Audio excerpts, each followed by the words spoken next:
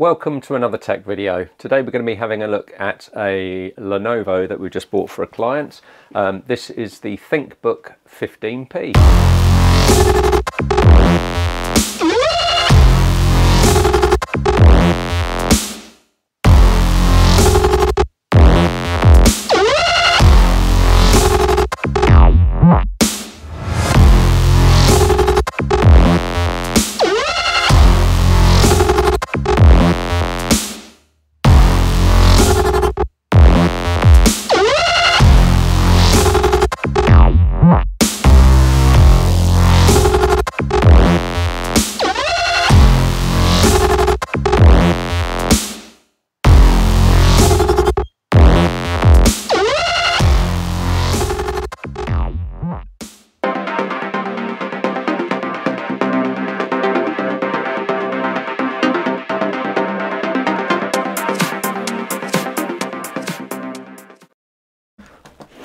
Okay, so let's get into the box. So this is an Intel Core i5. It's the 10th gen, so it's the 10300H quad-core processor with 8 meg cache.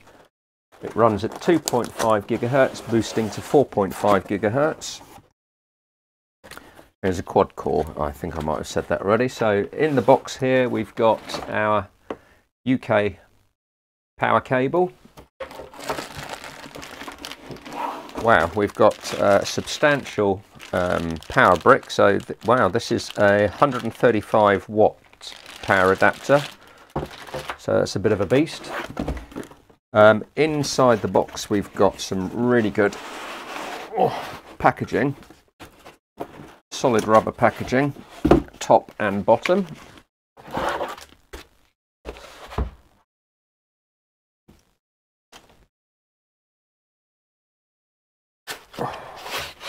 Which we'll remove.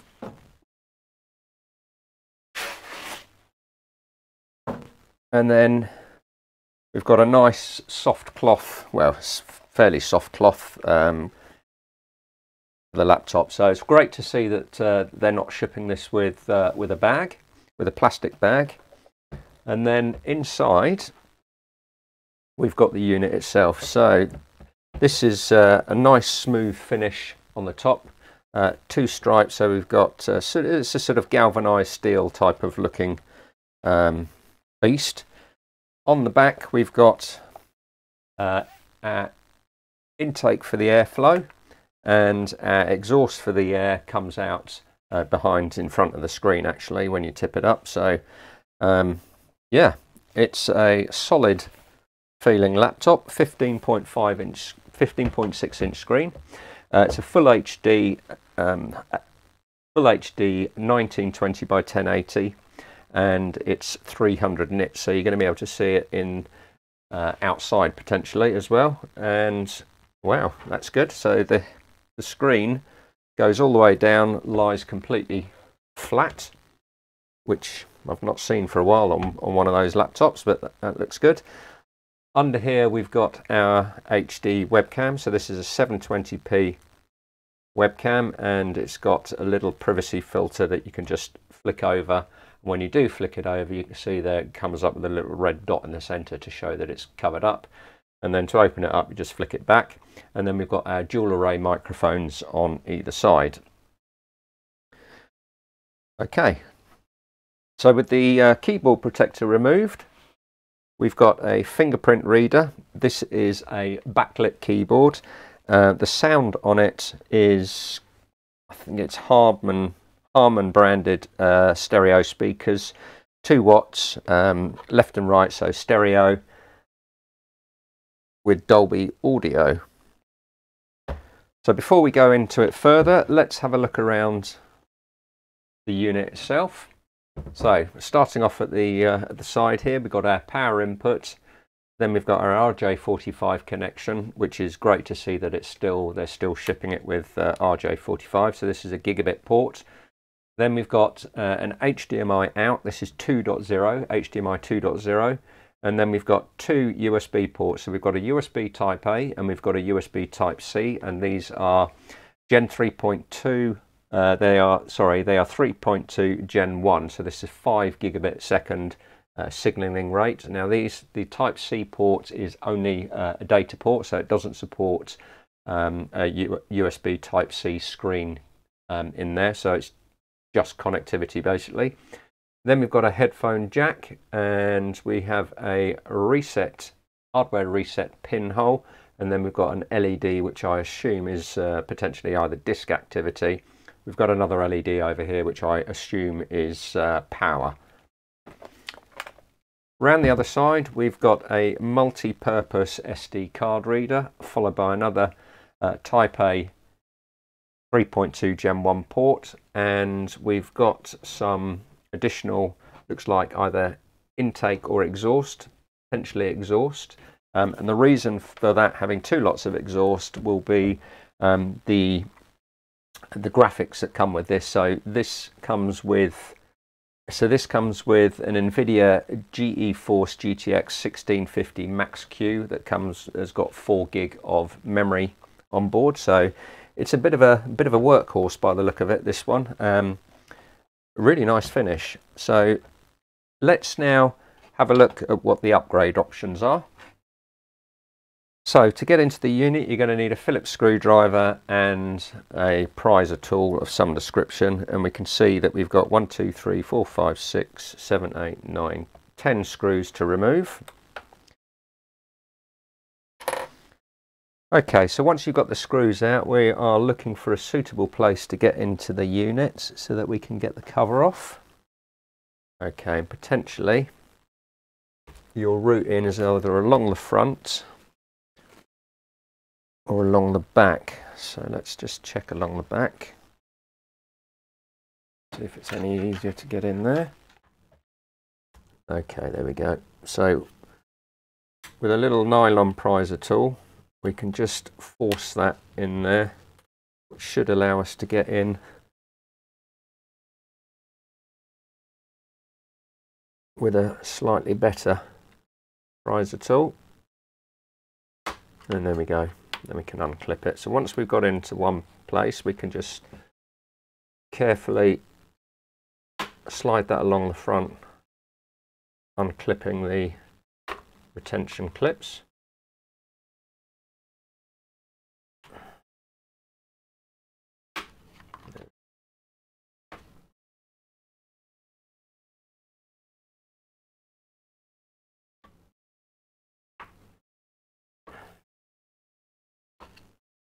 To release the front, and then you can get your fingers in there just about, and we can then start progressing down the side.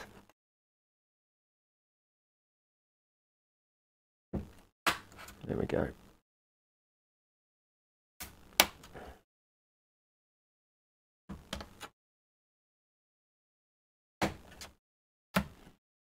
Yep. Then we're going to do the same on the other side.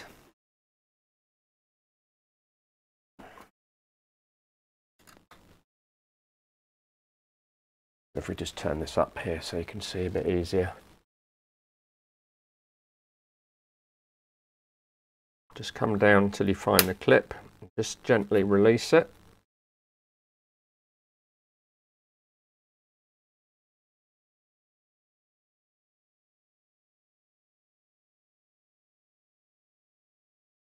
There we go.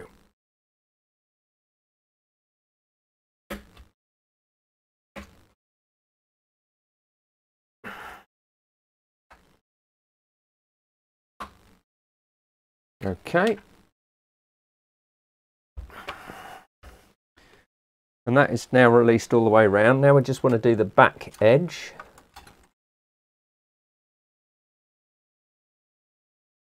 Which we should be able to do.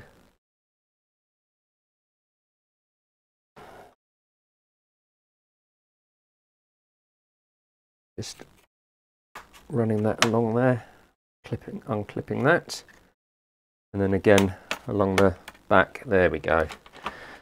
Okay, so that was one of the trickier cases to get into. Right, so let's see what we've got here. So we've got our CPU and GPU under here with our two fans over here. So this looks like an exhaust and then a second exhaust out the back here. So you've got two exhaust ports, one out the side and one out the back over there. Underneath here we have got our SSD card. Now this, we just peel that back so we can see that. That's our thermal pad. But under here we've got our 512 card. So our upgrade options would be, at this point, you can either upgrade the 512 M.2 drive. Now this M.2 drive is a PCIe 3x4 drive. You can obviously put a longer card in there. The format of this one is a 2242, but you can obviously go all the way up to 2280 full-size card without any problems at all. Now the second thing to note is we've got another M.2 slot here. Now this gives you the ability to add an additional M.2 drive again. Again, you can mix and match as you see fit there. It doesn't hold a 2.5-inch drive, no need for it on this one, but if you wanted to add additional storage, then you can add like a data drive, either a 1 terabyte, 2 terabyte, 4 terabyte M.2 drive into that slot there. Here we've got our Wi-Fi card. So this is Wi-Fi 6, so it's the 802.11ax standard. Comes with Bluetooth 5.1. Let's now just pop this thermal pad back over there. Underneath here we've got our memory. So this contains two memory sticks, two SODIMM chips, and I'm just going to see if I can get this off to show you, which I can. So this will take up to, the manufacturer's website says 32 gig in total. This device comes with 16 gig and it's two 8 gig SODIMM chips. Now this memory is configured to run at 2933, and as I say, because it's you've got two memory modules in there, it is going to be dual channel, which is great to see. Get that back on there. There we go. That protects your memory. Here we've got our battery pack. So this is a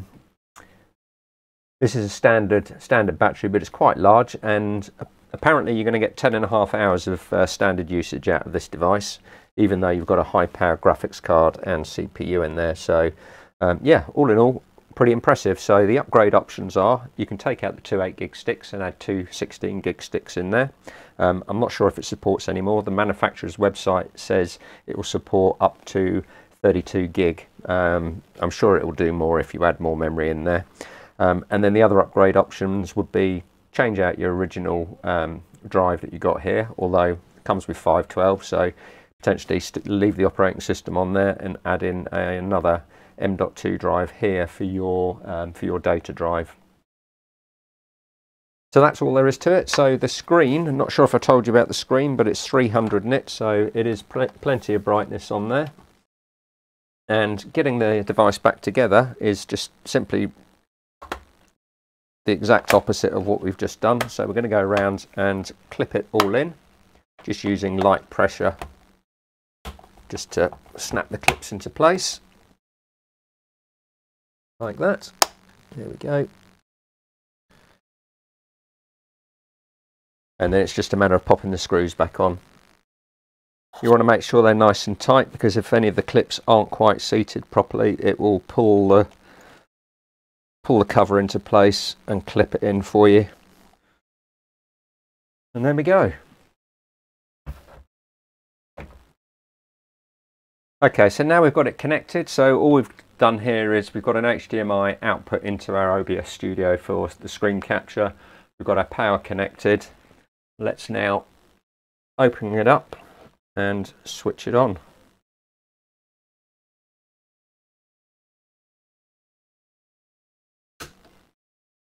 Okay, so out of the box, the battery is completely flat, which is not a problem. So we'll leave that a few seconds and then we should be able to turn it on. And there we go. Have a look. So the backlit keyboard doesn't appear to be backlit at the moment. And here we are getting the system set up. So this comes with Windows 10 64-bit, but it does come with a Windows 11 license. So it'll probably prompt us to upgrade it during it, but I'm going to step through the process anyway. We'll speed this up.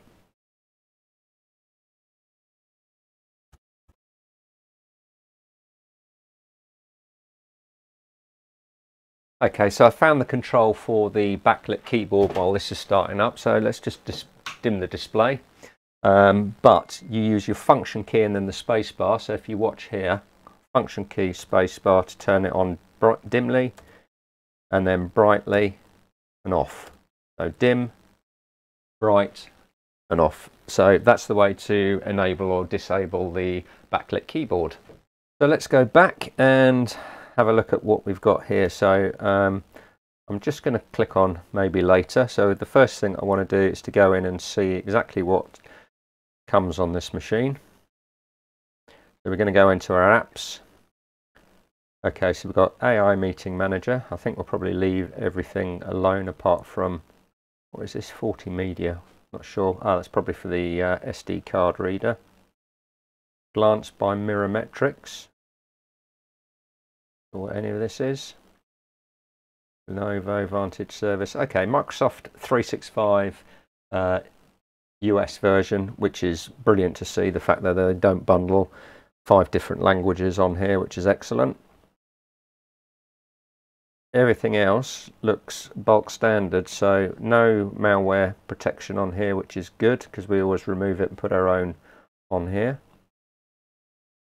So in terms of bloatware, absolutely none at all, which is really good to see. Right, so before we configure everything else, let's just have a look at the quality of the camera.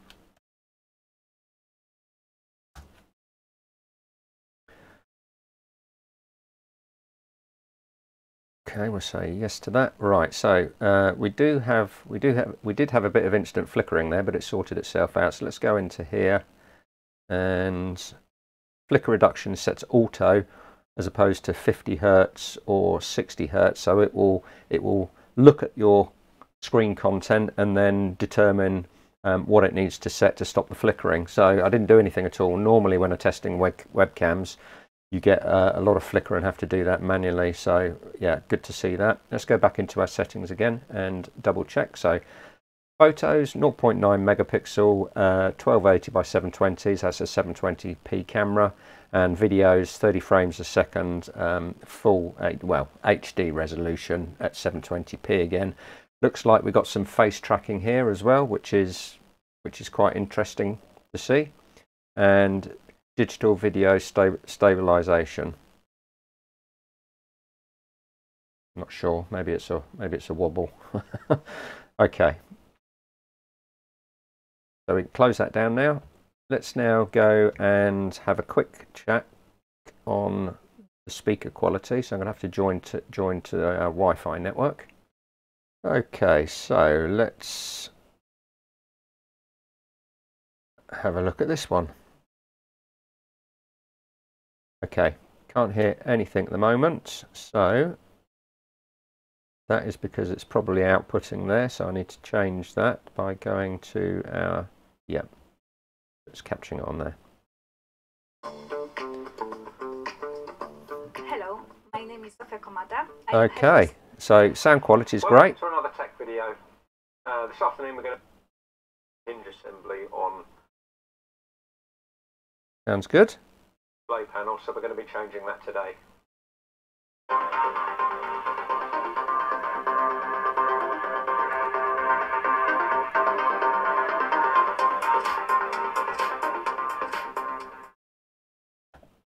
Alright, so the sound quality is really nice actually out of these speakers. Got some good bass in there, mid-ranges are good, it doesn't sound really tinny, so on the whole, yeah, really impressed with that. So that's pretty much it. So we're going to now go through and finish off the configuration and then get this all prepared and shipped up to our client. So what do we think about this Lenovo laptop? Love it. It's a great business grade machine. Good powerful graphics in it, and you know, slick, quick, no bloatware. Can't fault it really. So if you found that video useful, give us a thumbs up. We'll leave a link to the product in the description below if we can find it. And apart from that, just want to say thanks for watching, and we'll see you in the next one.